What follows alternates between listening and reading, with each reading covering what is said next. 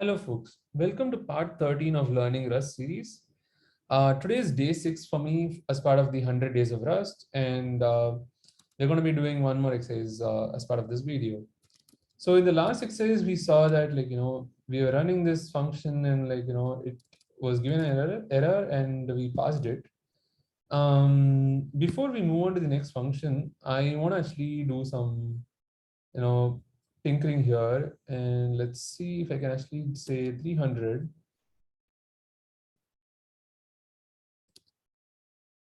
Let's say bigger number. Cool. So it is printing a lot of these values. I'm going to get rid of this though. Let's see what it says. Okay. Doesn't say I is not used though. I mean, or num is not used. In Golang, they talk about unused variables, but it's okay. Let's go ahead and put a bigger number. I'm basically checking out if I can actually give a number that's too big for this 32-bit.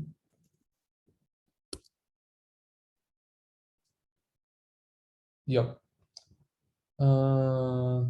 Unused variable. Okay, there is a warning now. Nice. If this is intentional, prefix it with an underscore. Okay.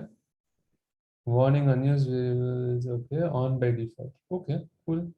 This didn't come up before. Interesting. Comes up only when there's an error. Why is that? I don't know. So this is a too big value here. So it's clear. So you can't pass a very big value to a unsigned 32-bit. So 32-bit unsigned integer, and yep. What if I give a smaller number? It doesn't talk about I being unused, huh? That's weird. That's weird.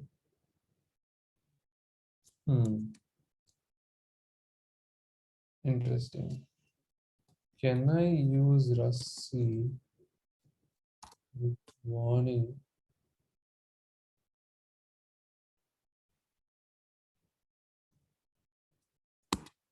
Okay, so Rusty, and then oops, let's get rid of this.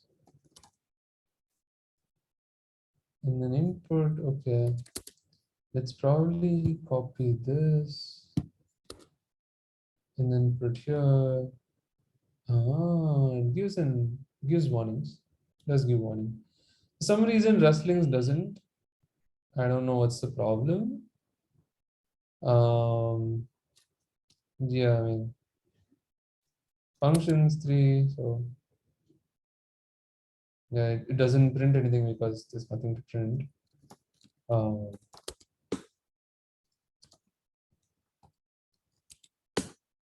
Yeah, but it does give a warning, because the warning unused variables is on by default.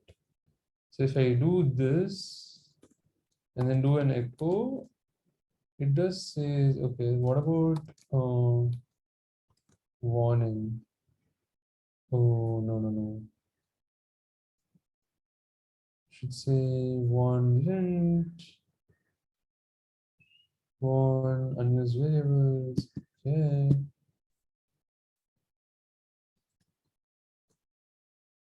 Interesting. That's by default. So can I say force one? No. Okay. Cool. So this is turned on by default. So you can turn on some of the lints by default. But I mean, this is saying it's on by default. And then you have, the -w unused variables and then force one. So it's saying request on the command line with and all that, right? Interesting. Cool, but Rustling does not show the warning because it compels and it doesn't care about warnings, I guess. So, but when there's an error, it shows warnings. Yeah. Cool. So now let me go ahead and get rid of this and this and do I am not done so that we can move on to the next function or next exercise, which is this. So expected type found curly brace, open curly brace. Okay, so sale price. Okay, so let's go to this line. And cool. So our main function is here. So execute the Rust things. This store is having a sale where if the price is an even number, you get 10 Rust bucks off. This is kind of like Starbucks, huh?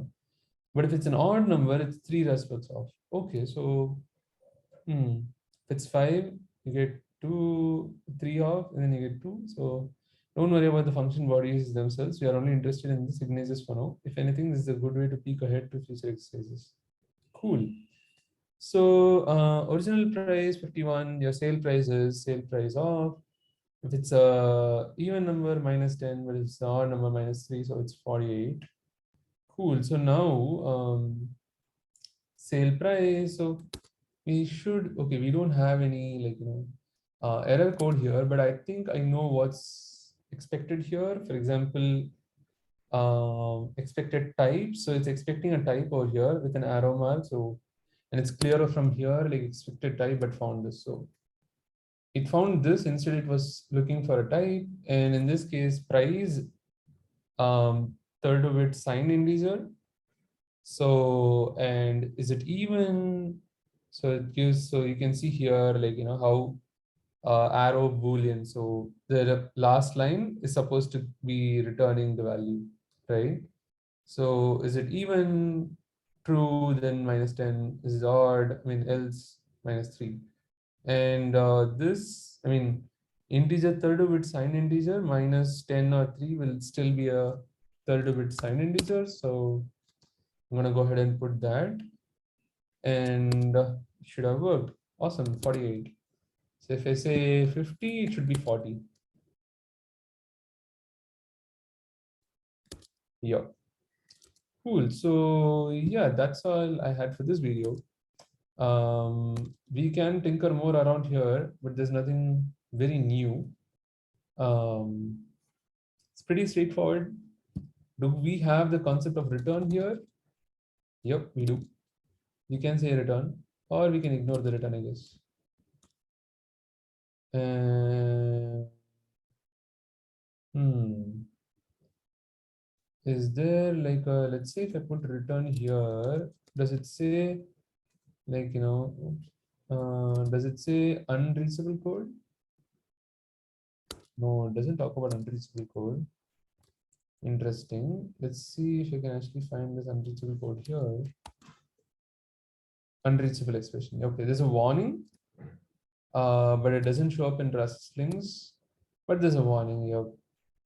So prefix it with an underscore. Yeah. So since this is an unreachable expression, this whole thing, unreachable code by default, it's on by default. So it's unused variables, unreachable code, and all that. So Rust C.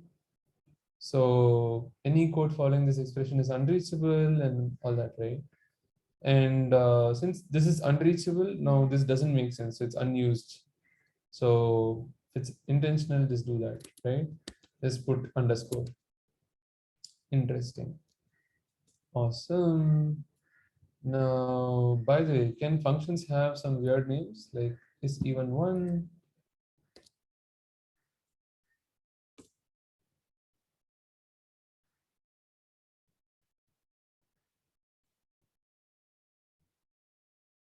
Yep, they can have like numbers.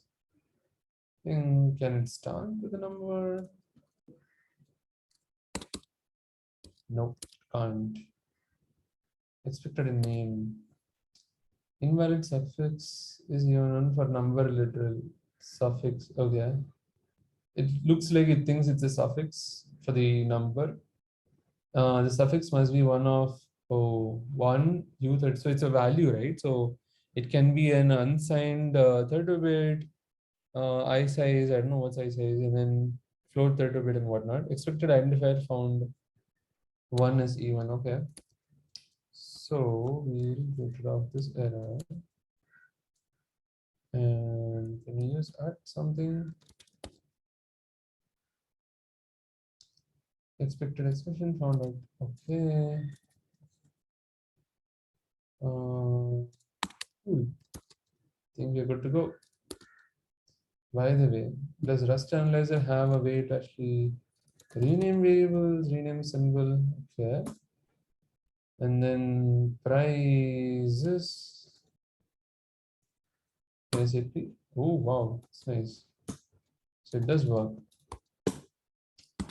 Cool. So Rust Analyzer and the whole language server protocol is helping you do all this. Looks like there are, oh, is that 211? Okay. Does it show warning for this also? I want to see if there's a warning for this also. Let's see.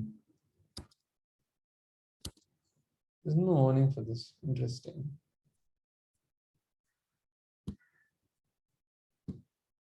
Rust Analyzer client.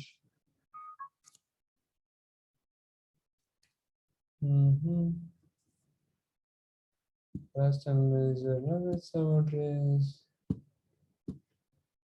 Anyways, looks like I can't see any other warnings here. Ideally, I should have seen some warnings. Something to check out. But interesting. So yeah, I mean, that's all I had for this video. I'll see you on the next one. Bye-bye.